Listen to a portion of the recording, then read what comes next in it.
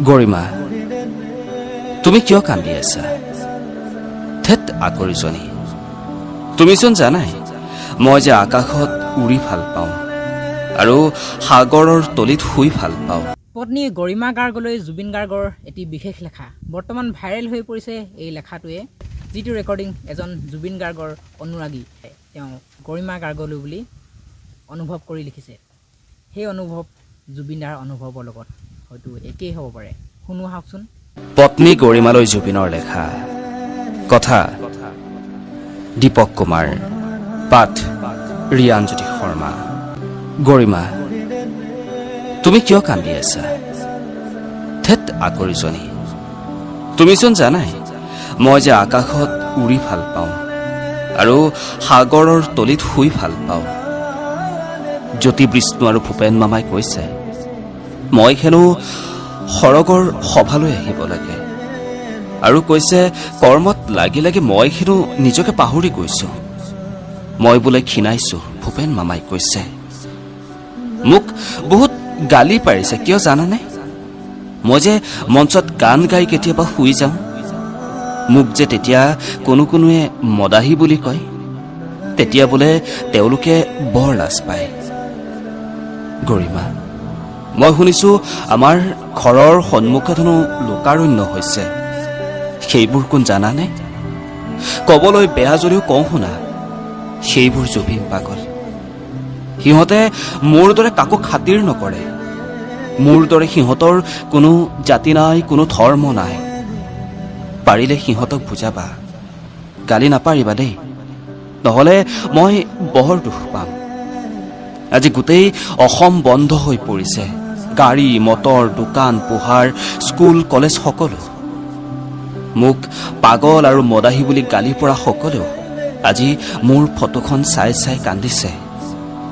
হিন্দু মুছলমান সকলোৱে মোৰ প্ৰতিচ্ছবিৰ সন্মুখত মম চাকি জ্বলাইছে মা আৰু জংকিয়ে এইবোৰ চাই চাই মোক সাৱটি ধৰিছে গৰিমা তোমাক এৰি ছিংগাপুৰলৈ আহিলো তুমি নথকাৰ সুযোগ লৈ সাগৰত সাঁতুৰিলো তুমি থাকিলেতো নোৱাৰোৱেই সেই সাঁতুৰিলো কিছু সময় সাঁতুৰি ভাগৰি পৰিছিলো এবাৰ নাওখনত উঠিব চেষ্টা কৰিছিলো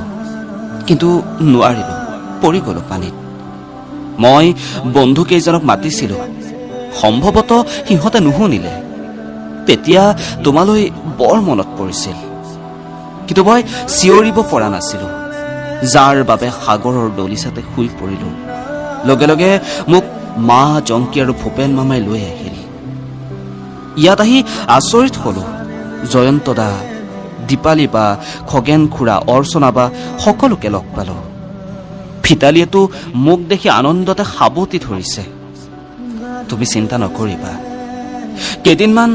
অপেক্ষা কৰা মাথো আমি একেলগে জোনবাৰ দেশত নতুন পৃথিৱী ৰচিম মই গীত গাম আৰু তুমি মোৰ কাপোৰবোৰ পছন্দমতে পিন্ধাবা মাথো থকা দিনকেইটা তুমি দেউতাৰ লগতে আমাৰ সেই কুকুৰ বান্দৰ ছাগলী আৰু চৰাই চিৰিকটিকেইটাক চাবা ঘৰলৈ কোনোবা আহিলে সহায় কৰিবা ৰাজাহঁতক পাহৰি নাযাবা আৰু এটা কথা শুনা মোৰ শদেহটো পাৰিলে গুৱাহাটীতে জ্বলোৱাৰ ব্যৱস্থা কৰিবা গুৱাহাটীখন মোৰ বৰ প্ৰিয় তোমালৈ আকৌ অনুৰোধ কান্দি নাথাকিবা দেই মই কিন্তু বহুত বেয়া পাম ধন্যবাদ লিখনিটো শুনাৰ পাছত আপোনালোকৰনো কেনেকুৱা লাগিলে কমেণ্ট কৰি জনাবলৈ নাপাহৰিব ধন্যবাদ জনাইছোঁ বহুত বহুত দীপক কুমাৰ আৰু ৰিয়ানজ্যোতি শৰ্মা দেৱক ইমান ধুনীয়াকৈ এটি লিখা গৰিমা গাৰ্গলৈ আৰু অসমবাসীলৈ আপোনালোকে প্ৰেৰণ কৰাৰ বাবে এই ভইচটো মাধৱ বৰাৰ ভইচত এবাৰ ৰেকৰ্ডিং কৰিলে শুনিবলৈ আৰু বেছি ভাল লাগিব আপোনালোকে এবাৰ চেষ্টা কৰিবচোন মাধৱ বৰাই যদি ৰেকৰ্ডিং কৰে শুনিবলৈ ভাল লাগিব জুবিন গাৰ্গৰ ছেইম মাত হ'ব ভইচটো শুনিবলৈ ভাল লাগিব আৰু প্ৰায় এইকেইদিন খাওঁতে শুওঁতে সপোনতো দি থকাটো প্ৰায় জুবিন গাৰ্গে নিউজটো চাই থাকোঁতে এই লেখাটো পটককৈ ওলালে আৰু আপোনালোকলৈও শ্বেয়াৰ কৰিলোঁ আপোনালোকে যদি শুনি ভাল পালে আপোনালোকেও শ্বেয়াৰ কৰি দিবলৈ নাপাহৰিব